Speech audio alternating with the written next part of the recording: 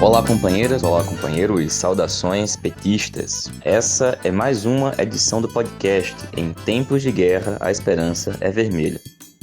Hoje é sexta-feira, dia 3 de setembro. Eu sou o Patrick e toco a conversa junto com vocês.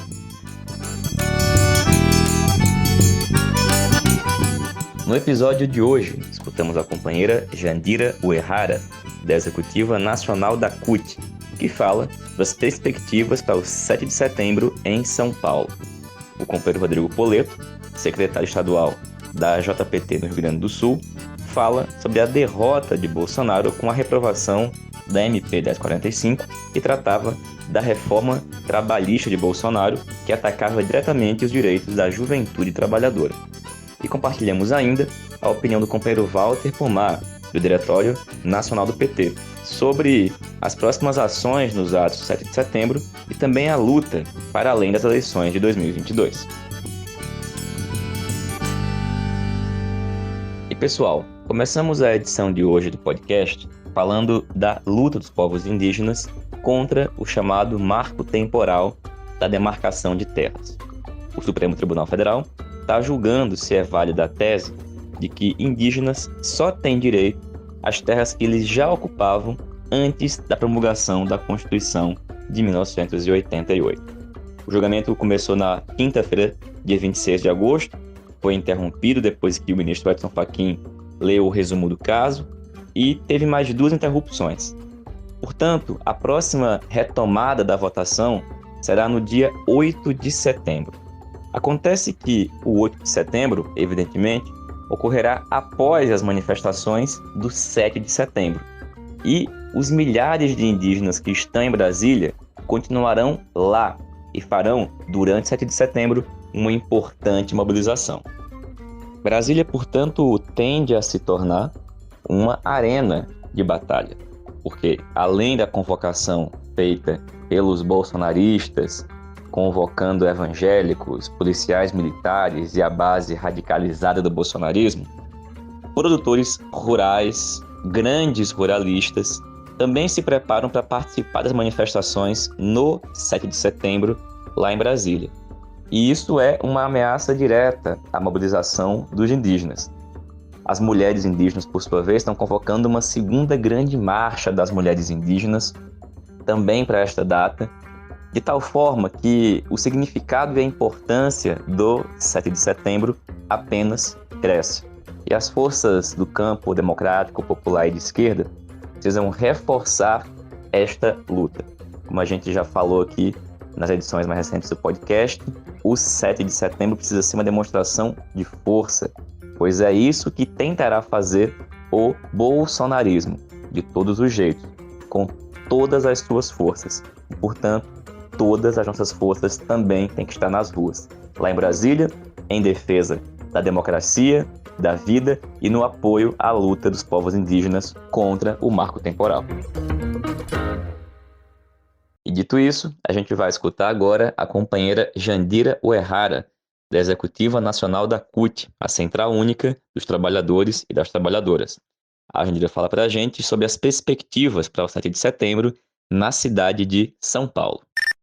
Olá, Patrick, companheiros e companheiras, ouvintes do podcast Em Tempos de Guerra, a Esperança é Vermelha. Nós estamos há 4 dias do 7 de setembro, que é um dia de retomar as ruas, as praças desse país, dia de lutar por uma nova independência forjada pelas forças democráticas e populares. E há mais de 2 décadas, os movimentos populares deram um novo sentido ao 7 de setembro com o grito dos excluídos, colocando em pauta as principais bandeiras de luta do povo brasileiro e a reivindicação de uma nova independência. Nesse 7 de setembro, são 200 anos de um processo de dependência, desigualdades e limitadas liberdades democráticas. Nós chegamos aos 200 anos de uma subindependência e na maior crise que o país já viveu. Crise sanitária, econômica, ambiental, social. O país tem hoje quase 15 milhões de desempregados, 43 milhões de pessoas sem direitos, desalentados, 20 milhões de pessoas passando fome e outros que comem muito mal, sem os nutrientes básicos, um ataque aos direitos humanos mais basilares. O governo Bolsonaro excluiu do direito de viver quase 580 mil pessoas pela política genocida, que inclui negacionismo, desprezo pela vida, mas também e principalmente corrupção na negociação tanto da compra quanto da distribuição das vacinas contra a Covid-19. Nós estamos sofrendo a destruição do SUS e dos serviços públicos, agora com a PEC 32, o desvio do dinheiro público através do orçamento federal para o pagamento de juros da dívida pública e o não investimento em políticas sociais no momento em que isso se faz mais necessário, racismo, machismo, LGBTfobia, aumento da violência em todos os setores das nossas vidas, uma ameaça de acabar com a demarcação das terras indígenas, através desse conceito inaceitável de marco temporal, que é excludente e que, na verdade, é uma forma de acabar com os povos originários a favor do agronegócio, da mineração, das grandes obras que só beneficiam o capital. Por isso e por muito mais, pelo sofrimento do povo, das mulheres, das crianças, nós ocuparemos as ruas e as praças em todo o país. O Grito dos Excluídos e a campanha Fora Bolsonaro são parte importante da trajetória de retomada das lutas nas ruas que teve início no 29 de maio e se integra nessa luta dos indígenas que acampam em Brasília contra o marco temporal, a luta dos servidores públicos contra a PEC 32, a luta por moradia contra os despejos, as lutas sindicais contra a retirada de direitos e, principalmente, a luta cotidiana pela sobrevivência do povo brasileiro. Bolsonaro e a sua base neofascista, daqueles que querem fuzis na mesa, que destilam ódio, que ameaçam com violência, e os que compactuam com isso, a exemplo do Dória, que tentou proibir os atos do Grito dos Excluídos do Fora Bolsonaro em São Paulo, e tiveram um revés muito importante, que foi a reafirmação na justiça daquilo que todos nós já sabíamos, que a liberdade de manifestação é um direito constitucional. Bom, até ontem nós já tínhamos um total de 133 atos confirmados em todo o país, em todas as capitais e também no exterior, com atos em Portugal, na Alemanha e Áustria. Não queremos que o ódio, que o neofascismo, que a violência tomem conta das ruas do nosso país. E para isso nós temos que também tomar as ruas.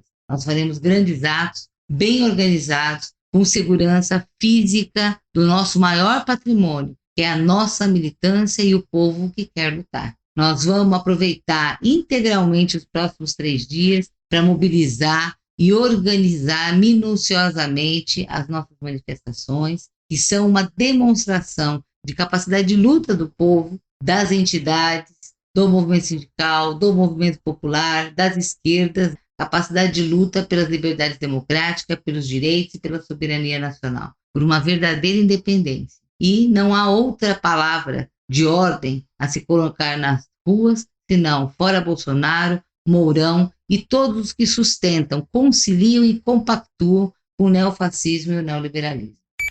Valeu, Jandira. Obrigado, companheira. Pessoal, essa semana o Bolsonaro e o bolsonarismo tiveram uma importante derrota com a não aprovação da MP que tratava da reforma trabalhista de Bolsonaro. Nós comentamos aqui na edição do podcast, primeiro com uma conversa que nós tivemos com a companheira Helena Abramo, depois escutando a companheira Heloísa, e hoje, agora com a derrota, ao menos momentânea, dessa reforma, a gente vai escutar o companheiro Rodrigo Poleto, que é o atual secretário da Juventude do PT no estado do Rio Grande do Sul. Olá, Patrick. Olá, companheiros e companheiras que nos acompanham aí pelo podcast Em Tempos de Guerra, A Esperança Vermelha. Eu sou o Rodrigo Poleto, sou secretário da Juventude do PT aqui do Rio Grande do Sul. Hoje, a convite aí da companheirada, eu venho falar um pouco sobre a MP 1045, a medida provisória da mini-reforma trabalhista, que atinge diretamente a juventude trabalhadora, e também sobre essa derrota que o governo Bolsonaro sofreu com a rejeição dessa MP no Senado Federal, né? A gente teve aí, então, uma importante vitória para a juventude trabalhadora, para os trabalhadores e trabalhadoras num geral, né, com essa rejeição do Senado, mas sempre um alerta, né? A gente sempre tem que ficar atento, porque o lado de lá não está favorável para nós, né? Então, ter isso em mente. Essa medida provisória, ou mini-reforma trabalhista, ela vinha com uma proposta de retirada profunda dos direitos da classe trabalhadora, principalmente da juventude trabalhadora, criando um programa de contratação que extinguia as garantias básicas dos trabalhadores e trabalhadoras, como o direito a férias remuneradas, o 13º, o FGTS, enfim, todos os direitos reservados pela carteira de trabalho, né, direitos trabalhistas que conquistamos a duras lutas no passado. Ela previa, né, essa contratação sem a carteira assinada, chamando isso o chamado requipe, né, que seria também uma retirada dos direitos previdenciários, ia reduzir também o pagamento de horas extras para algumas categorias, como jornalistas, operadores de telemarketing, e também criavam inúmeros empecilhos para fiscalização trabalhista, incluindo os casos de trabalho análogo à escravidão, e também possibilitava os recursos do Fundo de Amparo ao Trabalhador e do Fundo de Combate à Erradicação da Pobreza para restituir o Sistema S nesse governo. E é propriamente dito uma reedição da proposta de carteira verde e amarela, retirando aí os direitos da juventude trabalhadora, porque atingia diretamente a faixa etária dos 16 aos 29 anos, né? Então, a gente sabe que ali é onde a gente entra para o mundo do trabalho formal, né? E precisa aí ter a garantia dos nossos direitos, não só ali, mas como em toda a nossa jornada de trabalho formal, né? Essa é uma MP que só beneficiava o empregador, que o jovem trabalhador ia perder todos os seus direitos, e o Estado brasileiro ia perder o seu dinheiro, botando ali para completar o salário desse trabalhador. E um salário que seria, assim, errôneo, né? Seria um mísero salário que seria mais uma bolsa de incentivo, né, no valor máximo de R$ 250. E aí a gente fica com a questão, né, o que se compra hoje em dia, o que se paga hoje em dia no Brasil com 250, né, reais. Quem é que sobrevive um mês com R$ 250? Com as altas, os preços dos alimentos, do combustível, da energia elétrica. Então são coisas que a gente tem que pensar e ter bastante nítido quando nós vamos falar dessa MP, que ela surge também num momento de crise, aprofundamento das crises que a gente vem vivendo no nosso país. E a gente teria, enfim, um enfraquecimento aí total das leis trabalhistas, dos direitos dos trabalhadores e trabalhadoras. A gente precisava, nesse momento, de medidas do governo federal para assegurar os direitos dos trabalhadores, para assegurar o emprego, para inserir o jovem trabalhador e a jovem trabalhadora no mercado de trabalho formal. Então, é um momento de comemorar essa derrota do governo Bolsonaro, ter em mente que foi derrotada dentro do Senado, mas ainda a luta não pode parar, né? A gente tem que continuar com a pressão, a gente tem que continuar com a mobilização, nós temos que ampliar a nossa mobilização em defesa dos direitos da classe trabalhadora desse país, porque essa medida provisória é apenas uma das medidas que esse governo está tomando de enfrentamento aos trabalhadores, enfrentamento a todas as nossas conquistas, a duras lutas do passado, que estão sendo retiradas de forma muito rápida, não lenta e gradual, mas muito rápida e como um soco nas conquistas que tivemos a duras penas, duras lutas que nós fizemos aí nos últimos tempos. Então, é isso, companheirada, a gente teve uma vitória, o governo Bolsonaro teve uma derrota, mas a gente tem que continuar, né? Porque, como diria nosso companheiro Walter Pomar, em várias das suas colocações, nós só temos uma alternativa, que é lutar, lutar e lutar para garantir que os nossos direitos não sejam retirados, como vinha propondo essa medida provisória 1045. Valeu, Poleto. Obrigado, companheiro. E, companheirado, o Poleto é candidato agora a secretário estadual da JPT, com a tese Uma JPT do tamanho dos nossos sonhos. E, gente, para dar um panorama geral da conjuntura, falando sobre o 7 de setembro, falando das perspectivas da luta política e social do país, a gente vai escutar agora uma opinião do companheiro Walter Pomar. Essa opinião foi apresentada numa atividade nacional do MST, está disponível nas páginas do movimento na internet, e a gente compartilha aqui um trecho dessa opinião do companheiro Walter Pomar, do Diretório Nacional do PT. Essa batalha dos Estados Unidos tinha e tem dois objetivos. Um deles é o alinhamento geopolítico, que implica em ter governos aliados aos Estados Unidos nessa luta contra a China. E o alinhamento geoeconômico, que significa retomar e aprofundar as políticas neoliberais que vinham já dos anos 80 Esses dois objetivos, o geopolítico e o geoeconômico, vêm sendo perseguidos pelo Obama, pelo Trump e pelo Biden. As diferenças são de estilo, não de sentido. Para atingir esses objetivos, no caso do Brasil, era preciso afastar o PT do governo e colocar no governo a Aliança Democrática, ou seja, PSDB, PMDB e DEM. Essa aliança democrática, que eu chamo de direita gourmet, é a representação tradicional da classe capitalista brasileira. Essa classe está totalmente de acordo em fazer do Brasil uma sociedade baseada no agronegócio exportador, na mineração e na especulação financeira. Foram esses os objetivos do golpe de 2016 e foram esses os objetivos da prisão, condenação e interdição do Lula. Acontece que eles podem muito, mas não podem tudo. Eles planejam muito, mas não planejam tudo. Vide o Afeganistão. E o fato é que mesmo com a Dilma golpeada e com o Lula preso, a chapa Haddad e Manuela poderia vencer as eleições presidenciais de 2018.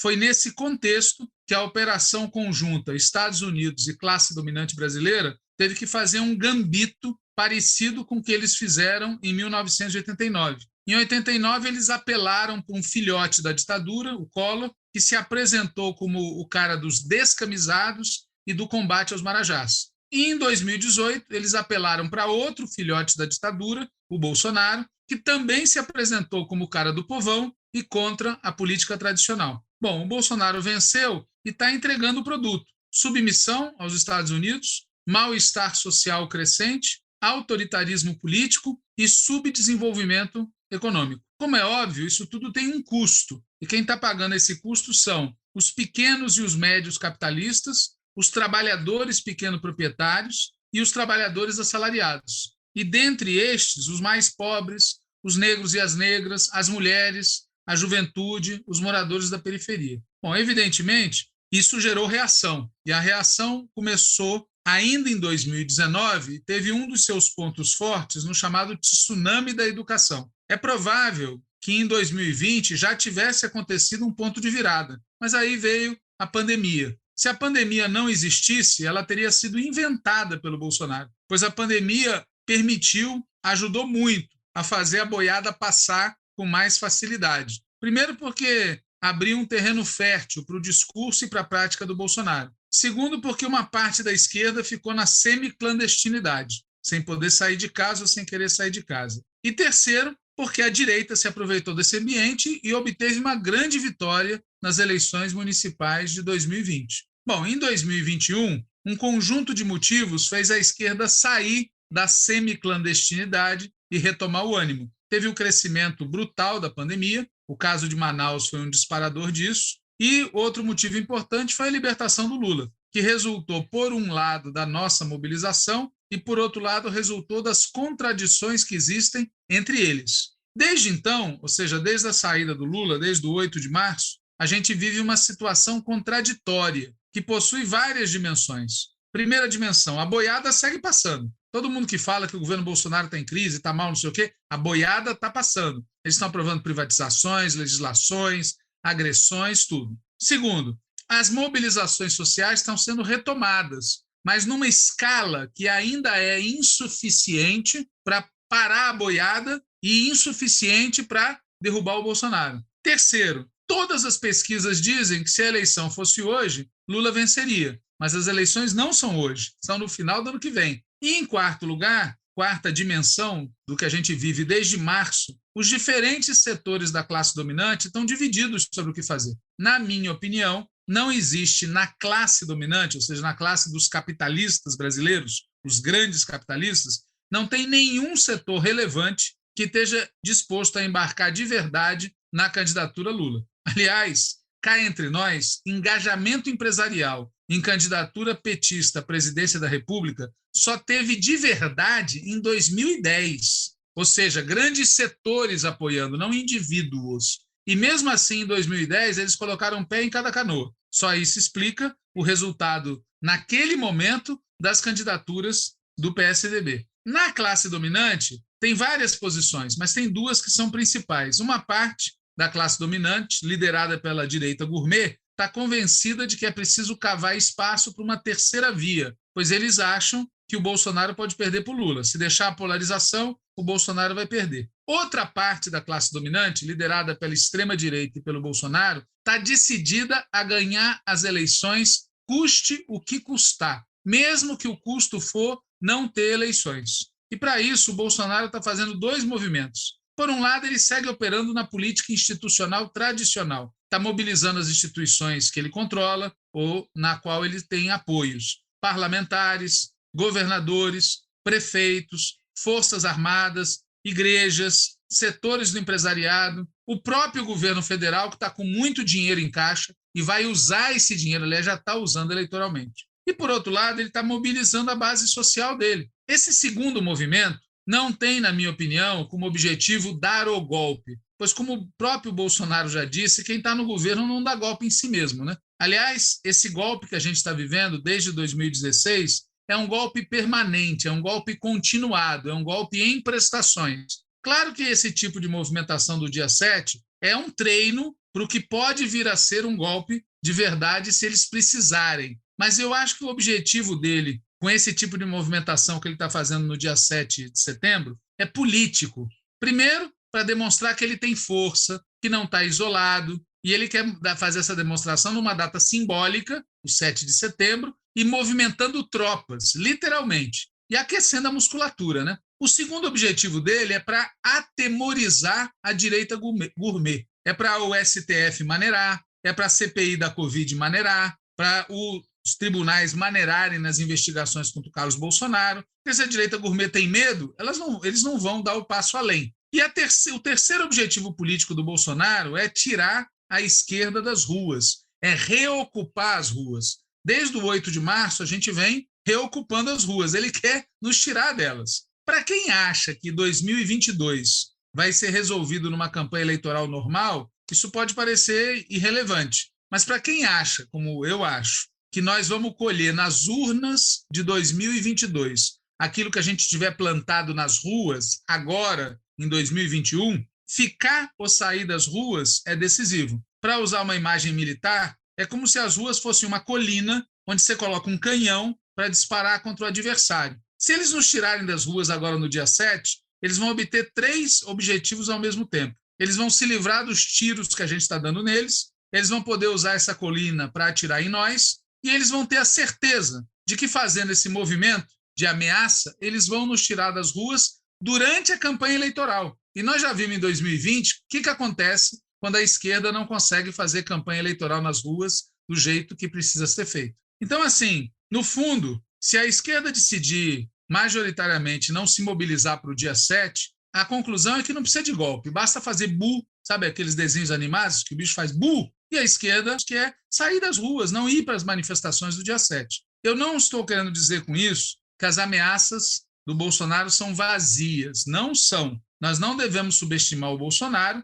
o problema é que tão pouco a gente pode se deixar dominar pelo medo. É preciso participar no dia 7 de setembro de forma organizada. Isso, para nós, é um treino do que vão ser os próximos meses, inclusive a campanha eleitoral, pois a campanha eleitoral não vai ser uma campanha normal. E eu queria usar o restante do meu tempo para falar desse tema, né? Nós temos que fazer uma campanha que permita ganhar as eleições, tomar posse e criar as condições para governar. E, para isso, a gente primeiro precisa ter clareza sobre o que está em jogo. Tem uma crise mundial, tem uma crise nacional, tem uma oposição de extrema-direita, tem muita divisão no seio do povo da esquerda. Segundo, a gente precisa ter clareza sobre nossos inimigos. Não é apenas o Bolsonaro, é a direita gourmet, é a classe capitalista e os Estados Unidos. E o medo que existe numa parte da esquerda de enfrentar, de confrontar, de derrotar. Terceiro, a gente precisa definir claramente nossa estratégia e nosso programa. Não é uma questão trivial. Nós precisamos fazer um governo que comece desmontando o que os caras fizeram a partir do golpe. Não é simples isso. Mas se a gente não tiver claro que é isso que a gente precisa fazer e ganhar apoio no povo para isso, obviamente nós não vamos conseguir fazer quando chegar lá. Quarto, nós temos que definir nossas alianças. Na minha opinião, a aliança principal é com o povo. E, para isso, o instrumento é uma frente popular de esquerda. Pode vir em outros setores? Pode, desde que estejam dispostos a apoiar o programa. Quer dizer, para mim não faz sentido imaginar que aqueles que aprovaram o teto de gastos, acabaram com o pré-sal, privatizaram a Eletrobras, estão privatizando os Correios, aprovaram a reforma trabalhista, aprovaram a reforma da Previdência, vão nos apoiar se o nosso compromisso for desfazer a reforma da Previdência, desfazer a reforma trabalhista, recuperar o pré-sal, reestatizar os Correios e a Eletrobras, etc. Então, o programa é que define as alianças, e não o contrário. Não é assim, para ganhar eu preciso ter maioria numérica, eu vou fazer aliança com qualquer um. Não, é em torno de um programa. E, por fim, nós vamos ter uma tática eleitoral que é difícil de construir, porque a gente tem que ganhar a presidência e criar as condições para governar. Isso significa ampliar a presença no Congresso e nos governos estaduais. E sobre isso tem uma divergência, entre outras, na esquerda, entre aqueles que acham que a gente deve negociar já com aliados mais amplos e aqueles que acham que a gente tem que firmar agora candidaturas do campo da esquerda, ter candidaturas fortes nos estados fundamentais e negociar ano que vem, quando o cenário estiver mais claro, em alguns casos, se isso for útil. Ainda no terreno da tática eleitoral, a gente precisa de uma campanha de massa, uma campanha ao estilo do que foi em 1989, com comitês populares, com iniciativas próprias. Não podemos depender só da pessoa do Lula, ou só das redes sociais, ou só dos meios de comunicação. E, para encerrar, nós temos que ter clareza que a principal característica da conjuntura que eu descrevi é a instabilidade.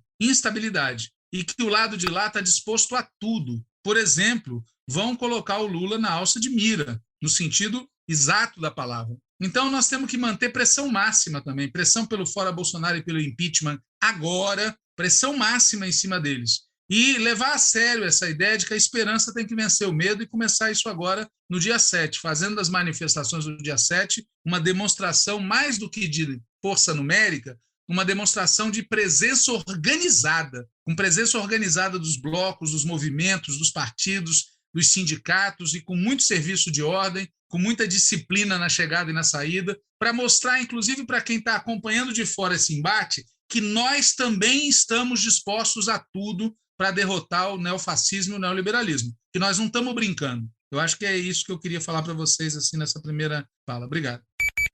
Essa foi a fala do companheiro Walter Pomar numa atividade sobre conjuntura para o movimento dos trabalhadores rurais sem terra. E, pessoal, essa foi mais uma edição do podcast Em Tempos de Guerra, a Esperança é Vermelha.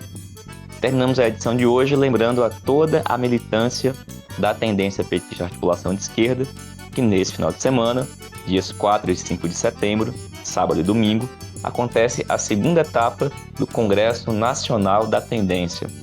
Todos os militantes podem participar pela sala Zoom ou podem assistir pelo YouTube, a depender dos critérios estabelecidos. Quem quiser o link, basta pedir para integrantes da direção nacional. Nos encontramos aqui segunda-feira. Saudações petistas e até mais.